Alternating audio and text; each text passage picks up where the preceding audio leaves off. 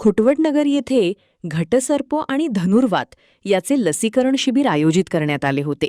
16 वर्षीय श्रावणी अनिल पाटील ही देखील या ठिकाणी वडिलांसोबत लस घेण्यासाठी आली होती. लस घेतल्यानंतर ती तेथून निघाली आणि काही अंतर जाताच श्रावणी हिला चक्कर आल्याने ती खाली कोसळली. त्यानंतर तिला तत्काळ रुग्णालयात दाखल करण्यात आले, परंतु वैद्यकीय अधिकारी यांनी तिला मयत घोषित केले.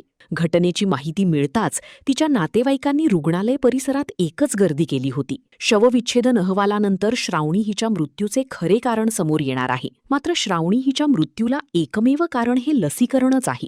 ती सकाळी नाश्ता करून घरून लसीकरणासाठी निघाली होती. लसीकरणासाठी महापालिकेचे लोक घरी आले होते. त्यांनी लसीकरणासाठी येऊन जा असे सांगितले. त्यानंतर लस घेण्यासाठी श्रावणी ही महापालिकेकडून आयोजित संकटमोचन हनुमान मंदिर येथील लसीकरण शिबिरात दुपारी गेली होती. लस घेतल्यानंतर काही मिनिटात ती चक्कर येऊन खाली पडली आणि तिचा मृत्यू झाला असल्याचा आरोप मयत श्रावणीच्या घरच्यांनी केला आहे. मी विनोद साहेबराव मराठे.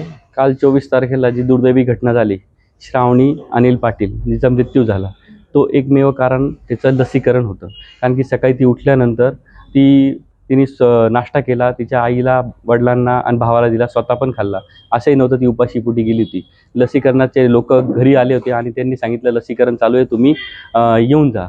आणि त्यांनी ते लसीकरणासाठी बोलवलं. तर तिथं गेल्यानंतर लसीकरण झाल्यानंतर हार्डली ती 3-4 मिनिटाला रस्त्यातच कोलॅप्स झाली आणि तिचा दुर्दैवी मृत्यू झाला.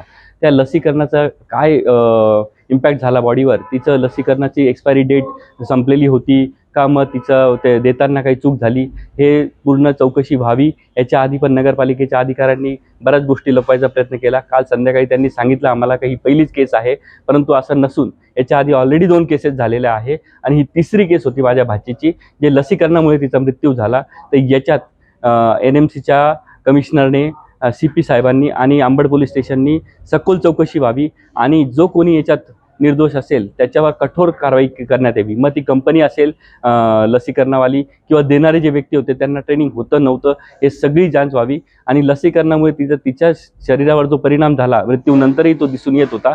101% हा मृत्यू लसीकरणामुळे झाला. तर याच्यात पूर्ण चौकशी व्हावी आणि माझ्या एकुलत्या एक भाचीला न्याय मिळावा आणि याच्यापुढे ती लसीकरण थांबवून इमिजिएट त्याचं सक्षमक्ष केल्यानंतरच ते लसीकरण चालू करावे. यांनी लोकांच्या जीवाशी खेळू नये, एवढीच माझी विनंती. श्रावणीच्या मृत्यूचे कारण शवविच्छेदन अहवालानंतर समोर येणार आहे. मात्र लसीकरणानंतर श्रावणीचा मृत्यू झाल्याने विविध तर्कवितर्क व्यक्त होत आहेत. गुड्डू शेख, दिशा न्यूज,